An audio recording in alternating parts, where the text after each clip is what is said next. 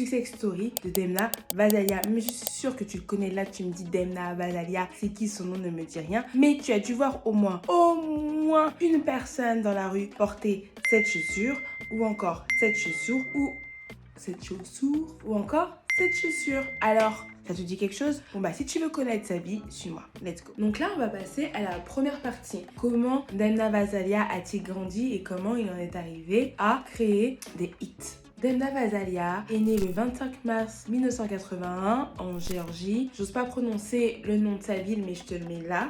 Comme ça, je te laisse le lire et le prononcer toi-même. Il est né d'une mère russe et d'un père géorgien qui était garagiste. Donc Demna a grandi dans un monde soviétique où la mode n'existait pas, où les personnes portaient tous les mêmes vêtements. Lui-même pensait qu'il n'y avait qu'une seule entreprise dans le monde qui créait des vêtements pour toutes les personnes sur Terre. Quelques années après sa naissance, un conflit s'est déclenché et il a dû fuir à l'âge de 10 ans avec ses parents, donc avec son père, sa mère, son frère et sa grand-mère. Il dit on ne pouvait pas traverser les montagnes car ma grand-mère avait du mal à marcher. Du coup ma mère a troqué sa Kalachnikov pour un cheval pour la mettre dessus avec son petit frère et du coup continuer le périple pour rejoindre un autre pays. Il a vu beaucoup de gens mourir durant ce périple. Il n'avait pas non plus toutes les cartes en main pour pouvoir devenir la personne qu'il est devenu aujourd'hui. À l'âge de ses 18 ans, sa famille a décidé d'immigrer vers l'Allemagne à Düsseldorf et c'est alors à ce moment-là qu'il a connu en fait toutes les cultures underground, en fait le mélange tout simplement. Il a tellement été surpris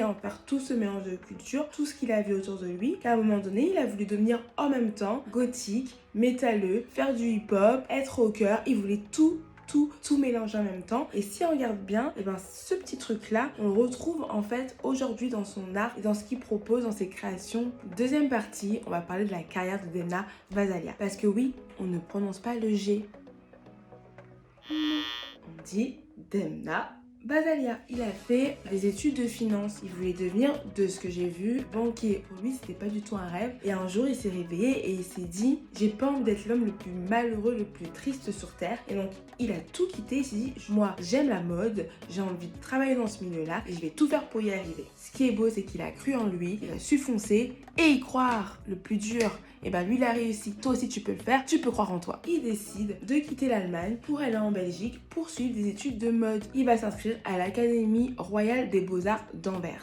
Et il réussit à atteindre son objectif. À force d'acharnement et de croire en lui, il obtient son diplôme. Sans blague. Et c'est à l'âge de 28 ans qu'il obtient son premier rôle au sein d'une grande maison. À votre avis, roulement de tambour? C'est Margiela. Moi du coup, ce que j'aime bien chez Demna, c'est qu'il est honnête avec lui-même. En 2013, il accepte un poste chez Louis Vuitton, mais il va pas y rester longtemps. Il va être très frustré de cette vision insatisfaisable pour cette maison de luxe et il va décider en 2014 de créer lui-même son premier collectif. Et c'est donc à l'âge de 33 ans, et je précise bien, et c'est donc à l'âge de 33 ans, je reprécise bien, et c'est donc à l'âge de 33 ans, donc 33 ans.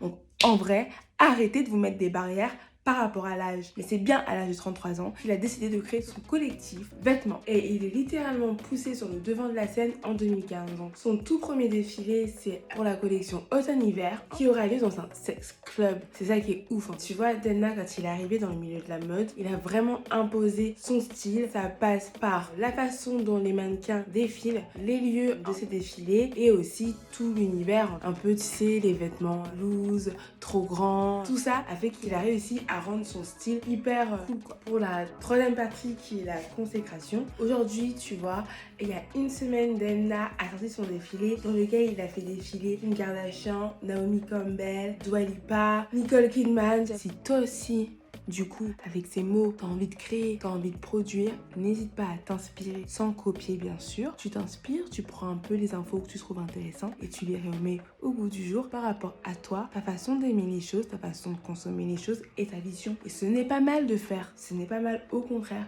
teste, fais-le et tu verras que tu en seras plus heureux.